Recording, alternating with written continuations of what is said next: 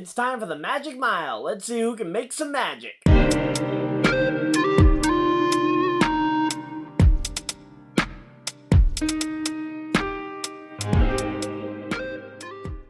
Hey guys, Ryan here, and I am back with another episode of Fantasy Friday, and I am recording this really late, so let's get right into the fantasy picks for the week. First off, as usual, or I guess as I did last week, I am putting up the odds there. Nothing overly surprising. Couple Toyotas, couple of the Chevys looking fast.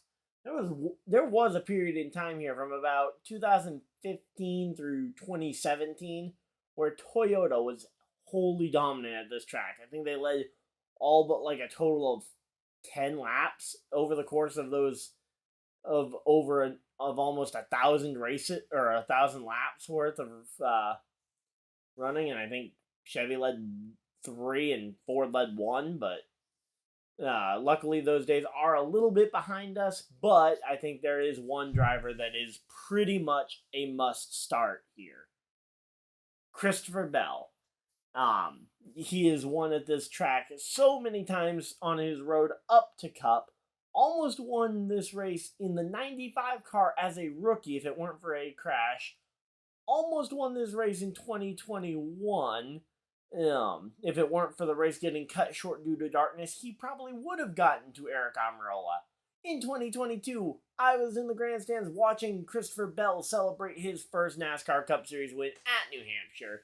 I think Christopher Bell is an absolute must pick here at New Hampshire Motor Speedway this weekend for the, whatever this race is called, the Crayon 301. But yeah, a couple of the other Toyotas there could be some good starts, again, if you have the uses left on them.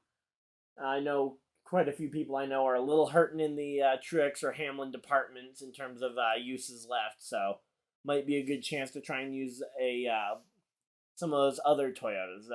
Reddick, maybe a Ty Gibbs could impress here, considering, again, the Toyotas seem to be a lot of the favorites at the top of that list. So potentially using one of them as a dark horse because they have their teammates they can learn from. Maybe even Bubba Wallace. He would probably be at the bottom of my list of the Toyotas to pick, but I'll at least give him the credit that, hey, he does drive a Toyota and he very well could show up and get a top 10 here. But again, my picks would probably be definitely, I think Bell is a must start. Reddick and Ty Gibbs, I could see the reason for putting them up there. But yeah, I think Christopher Bell, though, a must start. And don't stray too far away from the Toyotas when you're first building your lineup. Okay, and now up over here, I have now updated it, and this is now showing some of the long shots that maybe you could use a pick on if you want to try and bolster your roster. I think this is this track is going to be a hard one to really get away with some of these underdogs. And with some of the tracks upcoming, I think you've got better spots to try and save a use on some of your front runners.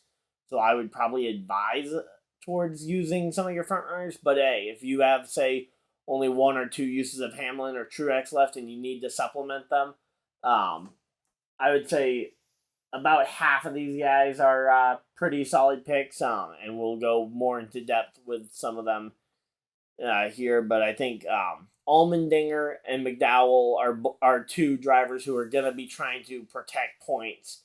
So odds are they'll play it safe, and if the race does start to become a race of attrition, I would expect those drivers to survive and also be racing for stage points, and you could see them potentially rack up some points. Similarly, down there, you also have some guys like Cole Custer and Ryan Newman who aren't running full-time, so you definitely won't run out of uses of them. Not to mention Ryan Newman being more of a short-track specialist could be a very good value pick further down the roster. Again, I'm not sure I would necessarily go and venture out on these long shot picks myself here. I'll put up my roster here at the end, who I'm picking, but for the NASCAR Fantasy Live game, but those are some of your dark horses and guys who are further down the odds sheet in case you guys want to try and either make some money with a bet or try and save some of your front runners in the NASCAR fantasy. All right, so a couple of guys in particular that I would say to avoid using, despite potentially their odds maybe looking a little bit better than originally thought, is Alex Bowman. He has been on a very cold streak ever since coming back from his injury.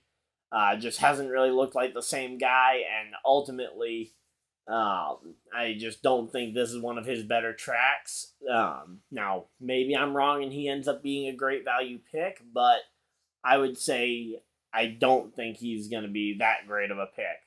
Similarly, I would say the Roush Fenway Keselowski guys, they have so many strengths.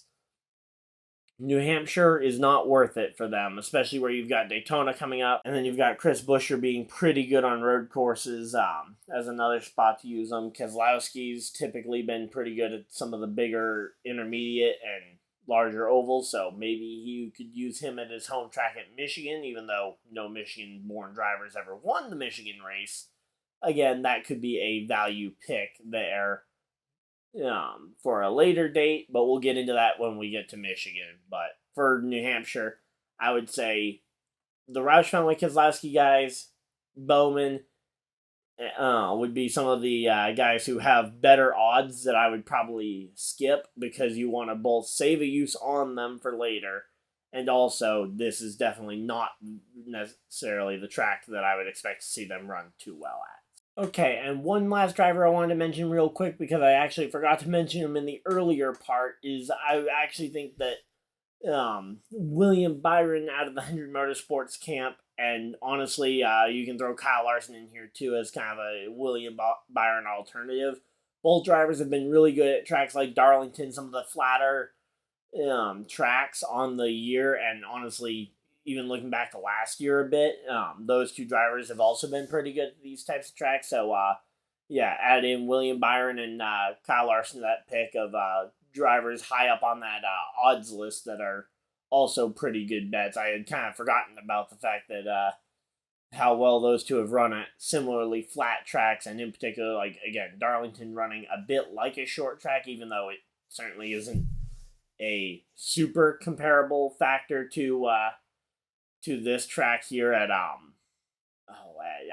New Hampshire. But yeah, so those are two drivers as well that I would give a quick shout out to that could be some very good value picks, and again, to try and diverse your lineup in case the Toyotas completely whiff, even though I think it is extremely unlikely that the Toyotas are a whiff.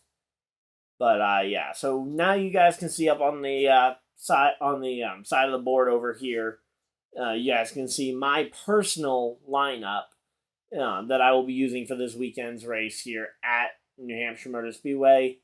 I don't think I'm going to be making any tweaks to this, but yep. So that's my lineup there for the NASCAR Fantasy Live game. Of course, let me know who you guys think are some good bets, and or who you guys are putting in your lineups in the comment section down below. Of course, subscribe if you guys are new so you guys don't miss any future videos. And of course, thank you guys for watching. I will see you guys in the next video. Live stream, whatever you guys decide to do with the rest of your day. Have a great day, everybody, and goodbye!